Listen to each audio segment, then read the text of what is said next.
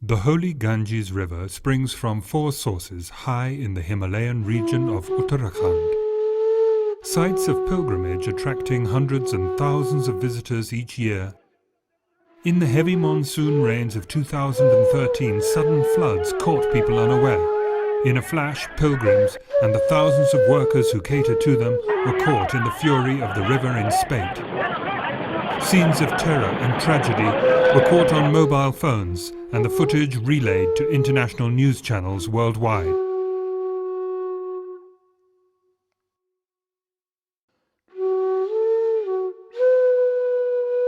The emergency services and army were immediately pressed into action to save lives and airlifted tens of thousands to safety.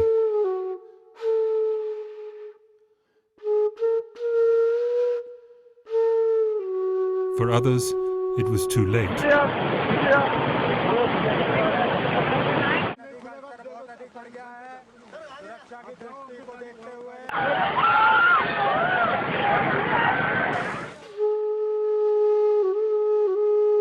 The devastation was on an unprecedented scale. Those taking shelter in temples and away from the crumbling buildings could only watch in horror as ill-considered shop fronts and hotels crashed into the torrent.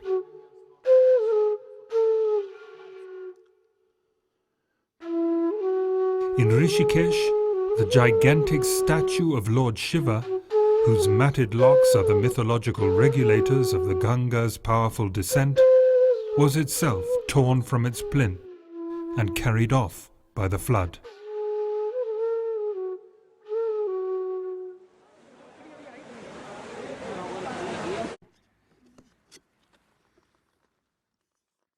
Our story begins in October of the same year, with a group of students from the University of Pittsburgh making a study abroad semester here in India. Quiet and still, their base looks out on its south side to the rolling hills of the beautiful Doon Valley.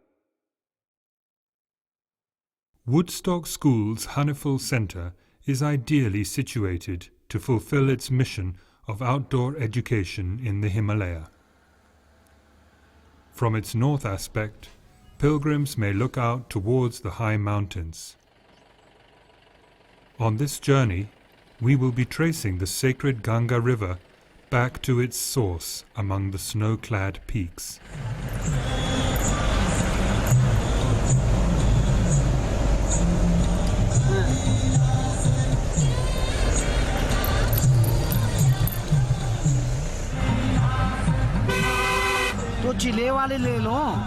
A Garhwali singer himself, Chain Singh, is busy with the advance organization of our guides and cooks.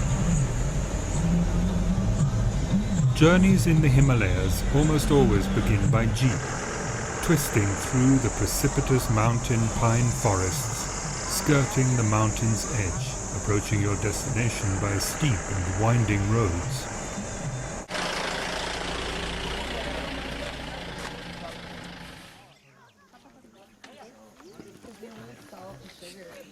Stopping after a few hours at a roadside tea stall, we can sense the stillness and peace of these remote hills.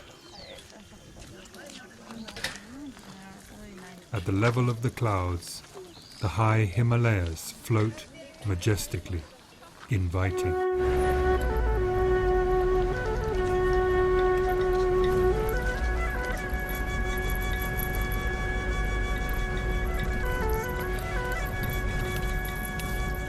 As we follow the river, staying close to its edge, there are signs of the destruction wreaked by June's floods. In those places where the road was swept away, the mountainside has been blasted and makeshift tracks dug in.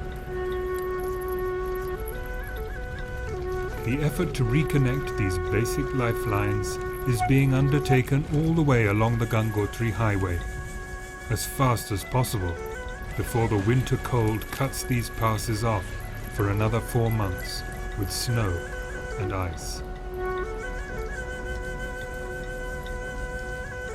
Banks of deposited silt line our way, and negotiating past traffic and residual potholes makes the going tough and slow.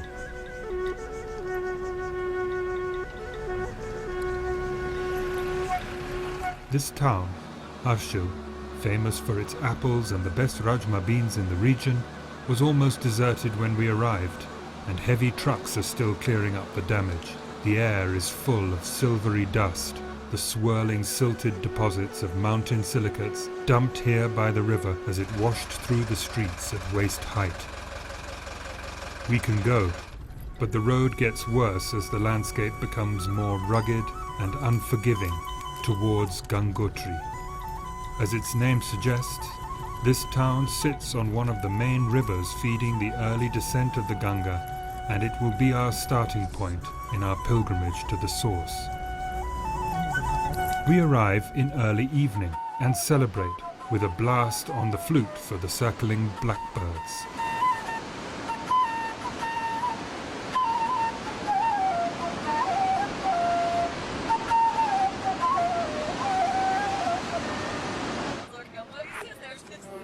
As sun sets, the students relax to the rushing sound of the Bhagirathi river.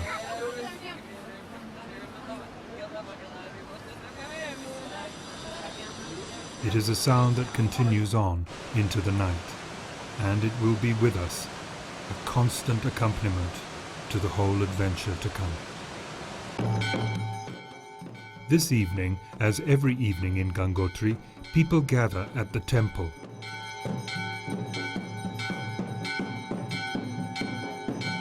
This Aarti would normally host thousands at this time of year. Tonight, our prayers for safe passage are the focus of these rituals.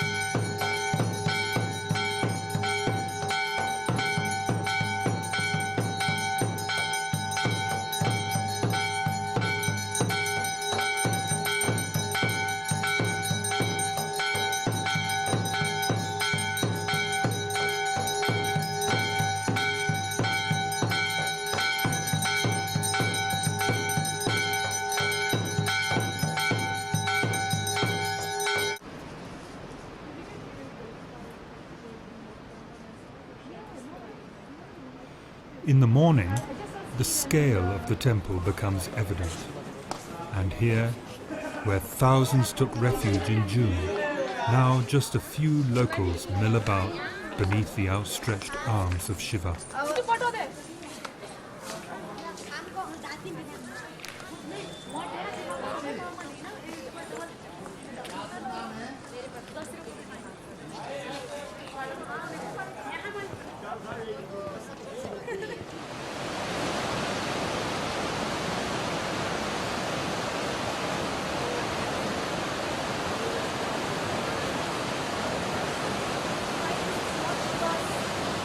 Sindhu Clark is one of the teachers on this year's program. She is the first to engage with the Ganga at close quarters, offering the blessings of its icy waters to the cameraman. Can I give you some Ganga Prabhunam?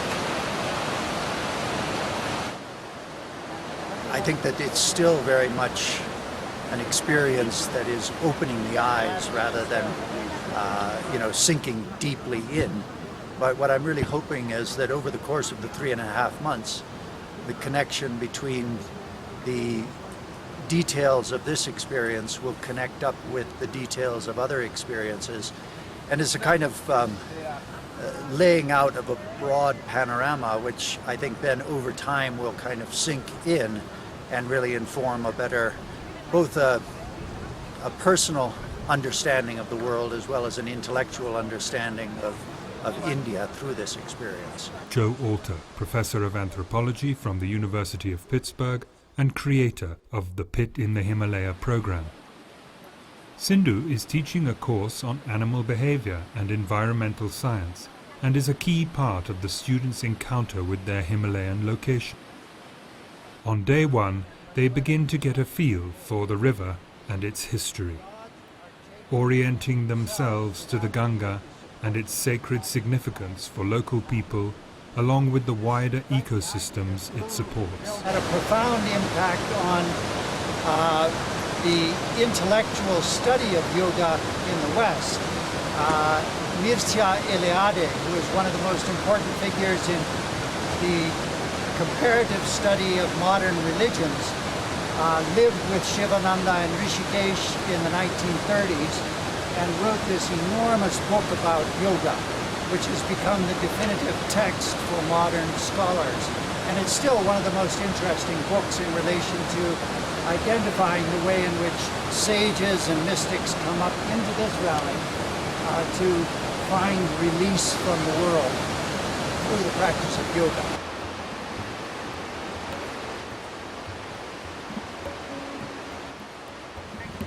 It's striking how few pilgrims there are, and it's really a direct consequence of the disaster in June. And it's unfortunate because I think the students really would have enjoyed seeing the pilgrimage scene and seeing, you know, hundreds, if not thousands of pilgrims up here doing the same thing that we're doing, but under very different circumstances.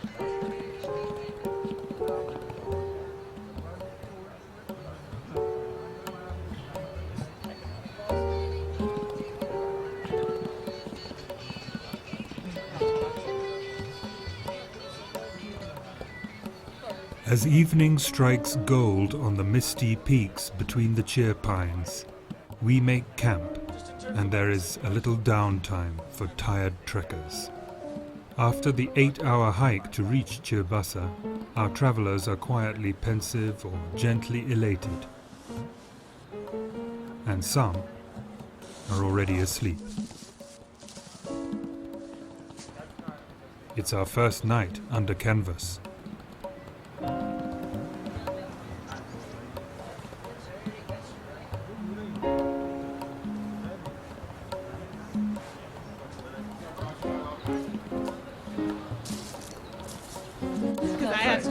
Tony Blair was There are a couple.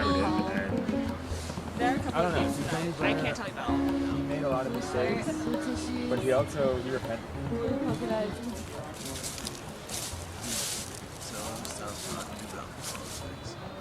Ralph says stop talking about politics.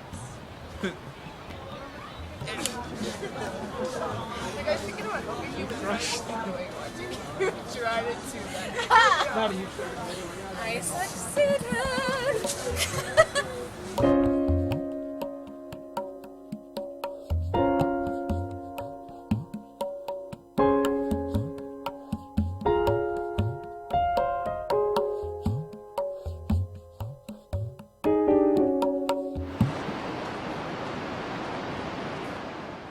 With our lunch and the camp kitchen following on the nimble legs of local guides, from here we're walking out into some of the world's most impressive landscape.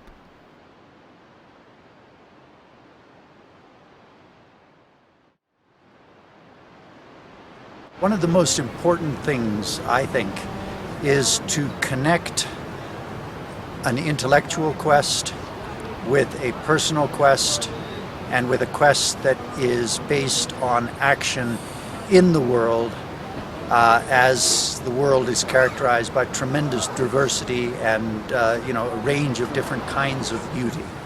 And to be able to convince intellectually oriented institutions such as universities that there's value in education which extends beyond the classroom into the natural world is fundamentally, I think, important.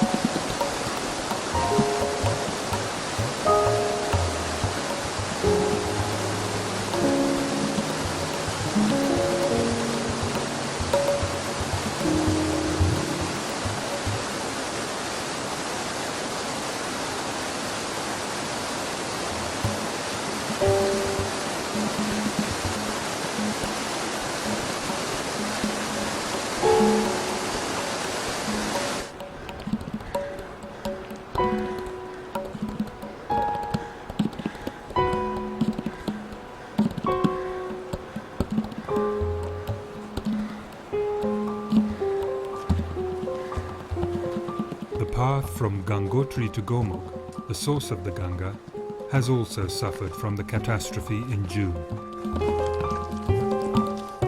Landslides have brought rocks down onto the way, and we have to navigate carefully over awkward places with the threat of rockfall from above. Sometimes the path is only inches wide around the precipice.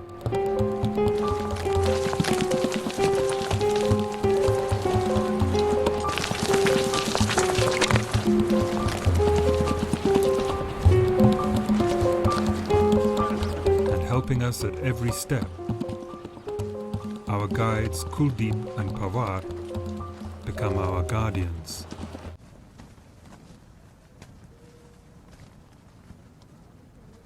From our tent where we've camped again, at base camp number 2, Bojbasa, we can see the Bhagirathi peaks, towards which lies Gomukh, the source of the Ganga. Time to unwind for the boys with a game of cricket.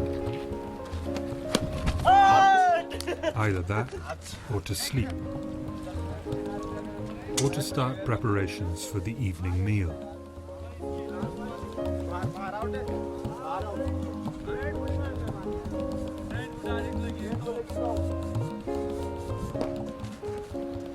For these local hill people, the journey we're making is a lot less challenging than it is for us. They seem to run up and down these crags effortlessly.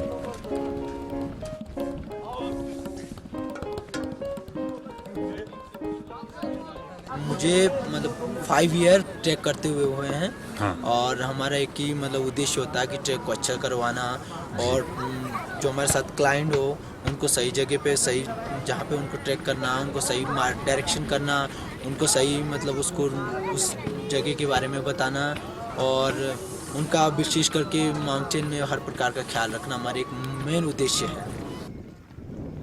है। जैसे लोग आते हैं, लोगों का रोजगार बढ़ जाता है। रोटी एक किस्म से क्या है, लोगों का रोटी है, जॉब है एक। किसी कोई गवर्नमेंट जॉब नहीं है जिस इस फील्ड में ये इनकी परमानेंट क्या जॉब है हर seasonally. Locals are hoping that tourism will flourish again here soon. Night falls. At this altitude, it brings with it sub-zero temperatures, and in the early morning, a thick coating of frost on the tents.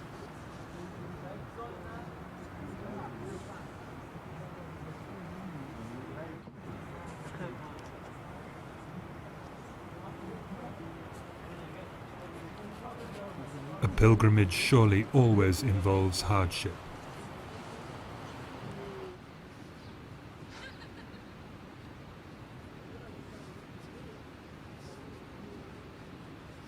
Many of the young travelers were cold in their tents and haven't slept.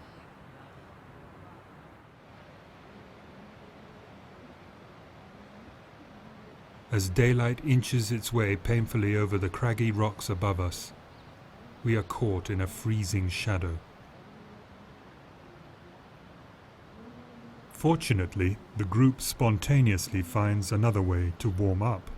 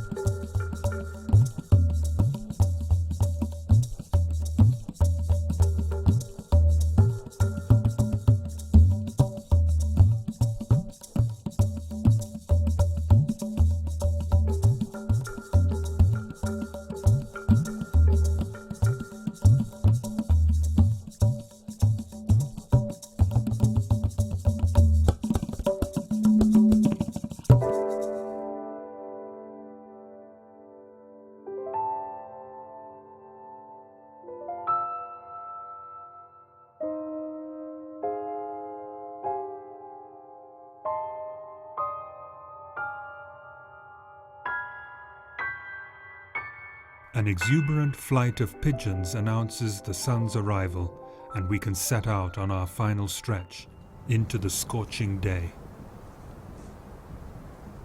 अभी हम लोग भी just जून में आए थे।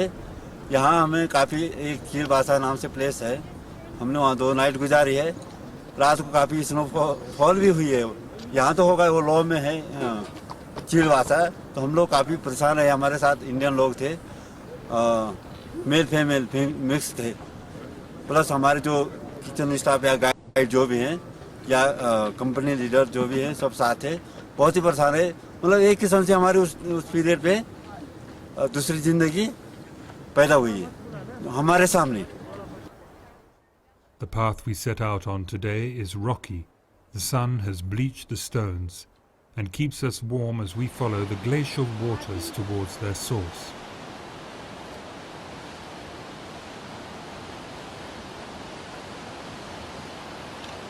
Eventually, our goal comes into view.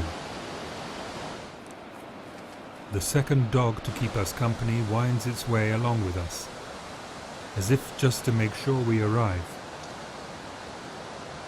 The glacier from which the Bhagirathi springs is a vast green ice rock at the end of the valley. Locals tell us the glacier has retreated over a mile in the last 10 years.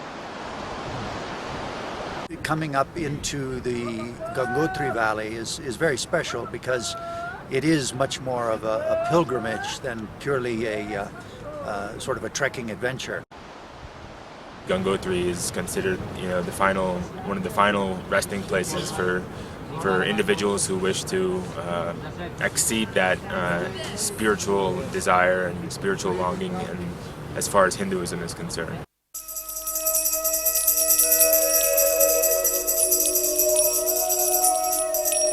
The shining self dwells hidden in the heart. Everything in the cosmos, great and small, lives in the self. He is the source of life. Truth beyond the transience of this world. He is the goal of life. Attain this goal. For some, the intrepid, a further climb is possible. To the mythic meadow and lake Tapovan, the trysting place of Shiva and Parvati. It lies 1,000 meters higher up, above Gomul. Well, really, it's a fulfillment of a dream that I've had for a long time, to bring up, students, to expose them to something which I think has been very important in my overall experience here in India, and to really expose people to the beauty and the spectacle and the sublime aspects of the Himalaya.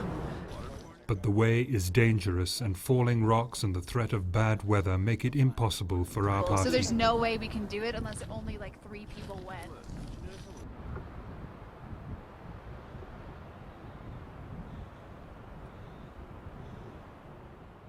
At such high altitude, the only birds we see are these, spotted by Sindhu. The circling vultures have stored some food in a cleft high in the rock face.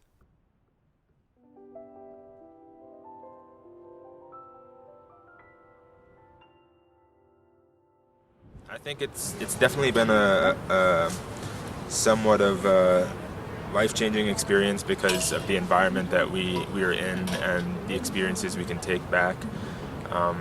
In Gangotri, it really helps the individual understand not only their physical capabilities, but also helps them understand, their emotional and mental limitations by helping them realize what the spiritual and setting means for them deep down. And I think it's really transformed me into a person who's really appreciated my Hindu values and Hindu traditions to a much larger and deeper extent because of the sacredness of Gangotri and what we have accomplished over the last few days. Returning to the river's holy source, we regroup and then start making the way back to camp for one last night.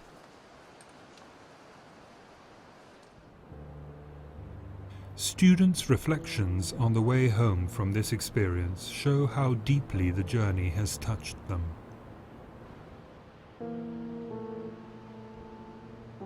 Perhaps this has been a pilgrimage for the students who are fortunate enough to have taken part. The place such adventures have in education is hard to assess,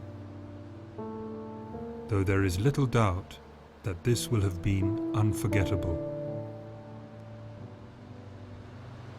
I have a tendency, as do a lot of other people, to over-analyze like past events or fantasize about the future and get distracted and caught up in their own mind. And I think that being here at the Ganga has really allowed me to focus on the now and what I'm doing at this moment, and just get rid of like the past and the future and just focus on this one moment that we have, which is all we ever have. So I think that being here has allowed me to being close to the Ganga and actually being in the water and realizing how important it is to so many people, and what a once in a lifetime experience and what a blessing it is to be here myself and have this opportunity. I've really tried to relish in that and appreciate it as much as I can, and not really try to take much with me and not try to wish that it was something that it's not, but just take it for exactly what it is in the moment.